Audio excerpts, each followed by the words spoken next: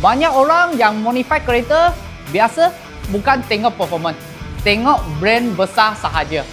Tapi betul-betul tahu modify kereta punya orang, pilih performance bukan pilih brand besar sahaja.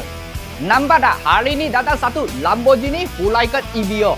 Owner ni cari kita hang exhaust, terus nak kita tolong dia buat satu performance custom exhaust system. Dia tak nak apa brand besar-besar punya, branded punya exhaust system. Kenapa?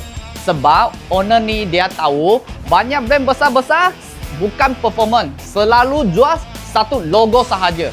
Barang lebih kurang sama, letak brand lain je. Harga terus boleh naik berkali-kali. Benda macam ni, orang kaya sebenar lagi pandai kira. Hari ni punya setup, custom performance exhaust tambah custom tuning cuma 14,000 sahaja. Nak bunyi ada tak? Ada. Nak performance ada tak? Ada. Kepentingan tak payah bazir duit. Korang tengok sendiri workmanship kita. Welding, piping, detail, semua cantik tak? Benda macam ni bukan tambah satu logo terus boleh dapat punya. Jom kita pergi dengar exhaust bunyi yang kita design. Mala fama, se la pasan diciendo que soy mala, porque no me aguanto drama de nada. Dime si vienes a mi cama, a mi cama.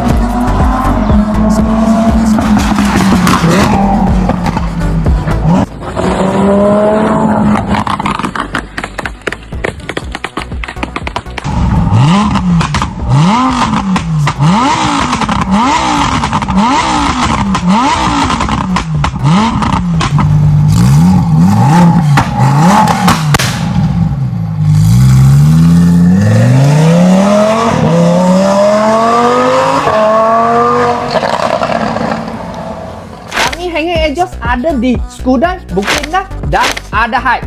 Bye bye.